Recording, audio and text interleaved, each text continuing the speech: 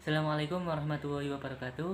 Perkenalkan, nama saya Cisil Almasih, NIM 133 dari Program Studi Agribisnis Fakultas Pertanian Universitas Trunojoyo, Madura. Video ini saya buat untuk memenuhi tugas ujian tengah semester mata kuliah Agribisnis Pangan dan Non-Pangan. Saya di sini akan menjelaskan mengenai komoditas padi. Selanjutnya itu materi yang akan saya sampaikan di sini, yaitu yang pertama ada potensi padi di Indonesia, yang kedua ada kondisi komoditas padi pada saat ini, dan yang ketiga ada permasalahan komoditas padi, dan yang keempat ada regulasi dan kebijakan komoditas padi. Yang pertama itu ada potensi komoditas padi di Indonesia. Komoditas padi di Indonesia merupakan salah satu komoditas yang sangat penting. Kenapa sangat penting? Karena produk yang dihasilkan dari komoditas ini merupakan makanan pokok bagi masyarakat Indonesia. Secara potensinya sendiri, tingkat produksi padi di Indonesia ini setiap tahun mengalami peningkatan. Dan juga untuk luas panen sendiri dari tahun 2014 sampai 2018 mengalami peningkatan yang cukup signifikan. Untuk yang selanjutnya yaitu ada tingkat produksi padi di Indonesia. Pada tahun 2015, produksi padi di Indonesia itu mencapai 75,3 juta ton. Kemudian pada tahun 2016 itu sebesar 79,3 juta ton. Kemudian pada tahun 2017 itu sebesar 81,1 juta ton. Dan untuk tahun 2018 sendiri produksi padi itu meningkat sebesar 83 juta ton.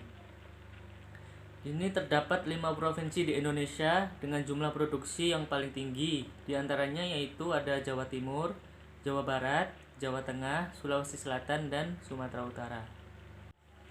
Yang selanjutnya itu ada kondisi komoditas padi di Indonesia.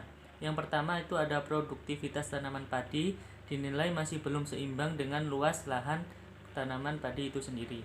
Yang kedua yaitu ada belum maksimalnya produktivitas tanaman padi, juga ditunjukkan dengan adanya disparitas antara kenaikan luas lahan panen, produksi, dan produktivitas tanaman padi. Yang ketiga itu ketahanan pangan Indonesia dinilai terancam bila pemerintah tidak memperhatikan kualitas lahan dan tidak melakukan upaya untuk keberlanjutan lahan sawah. Yang selanjutnya itu ada permasalahan dari komoditas padi. Untuk permasalahannya sendiri itu yang pertama itu ada alih fungsi lahan, yang kedua itu ada penurunan tenaga pertanian, yang ketiga itu ada kurangnya benih padi hibrida baik kualitas maupun kuantitas dari benih tersebut. Untuk solusinya sendiri yaitu yang pertama ada pembangunan jaringan irigasi, yang kedua menciptakan varietas padi unggul, dan yang ketiga melakukan terobosan dengan menjaga luas tanam. Yang selanjutnya itu ada regulasi dan kebijakan komoditas padi di Indonesia. Regulasi dan kebijakan sendiri ini bertujuan untuk meningkatkan produksi dan pendapatan petani serta untuk menjamin ketersediaan pangan untuk kesejahteraan masyarakat.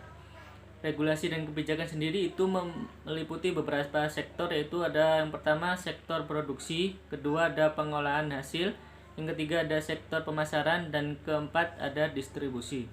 Untuk sektor produksi sendiri itu meliputi yang pertama ada pengembangan lahan dan irigasi, yang kedua ada penyediaan sarana produksi, dan yang ketiga ada pemberian subsidi pupuk.